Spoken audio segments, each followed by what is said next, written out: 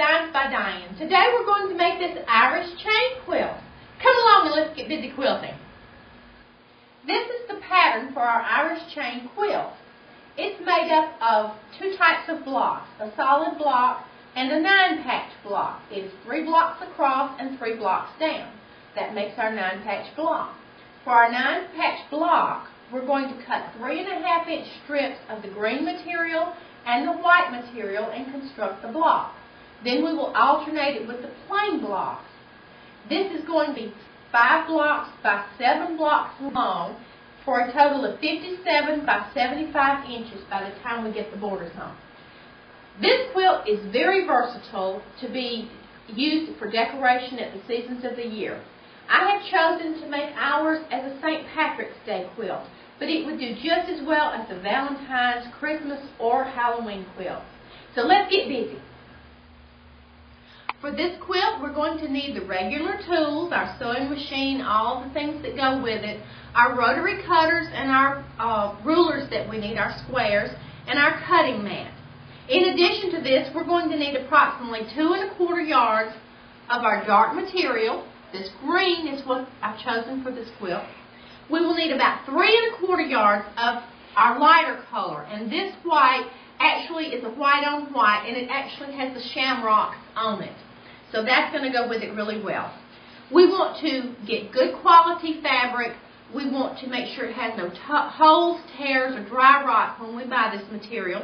If you choose to pre-wash, if you will cut the corners of the material at a 45-degree angle before you put them in the washer and dryer, they will not have as much lint and it will not fray as bad. If you do wash the material, you have to wash all the material. So if you want to wash one, you need to wash it all.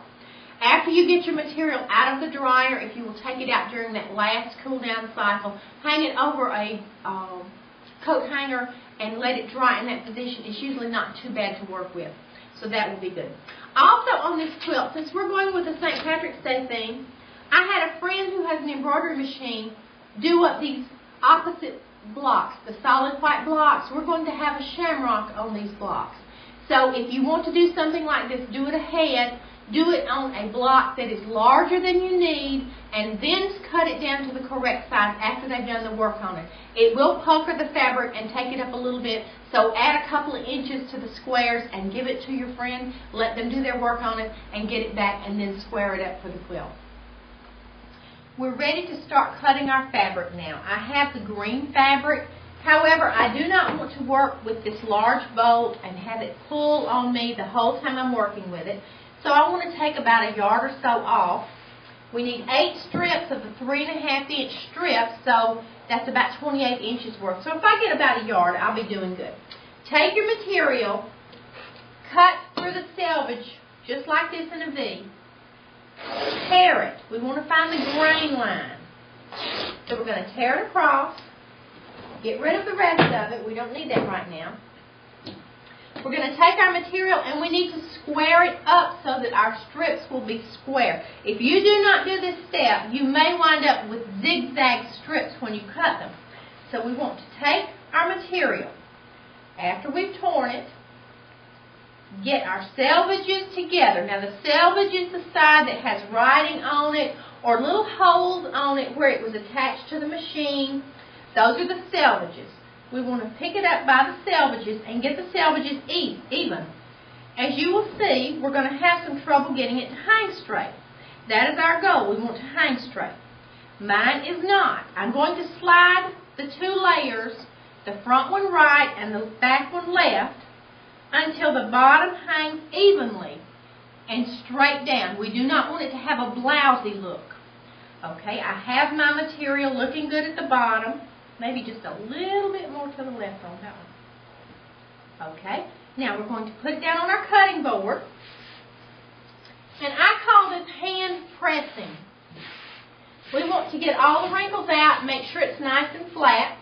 And I must have used this at some time. It's ragged on the edge, so I want to take the bottom and pull it up to the top so that it is evenly distanced from the top, all the way across the top.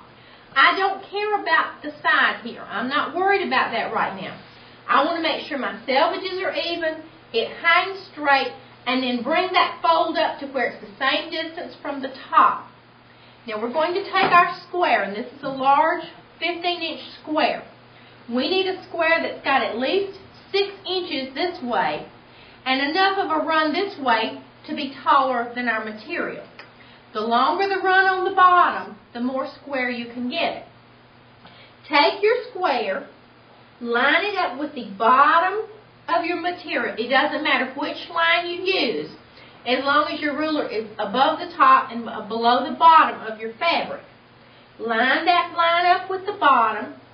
Take your rotary cutter. Now I am cutting off a lot because there was a gap in it there.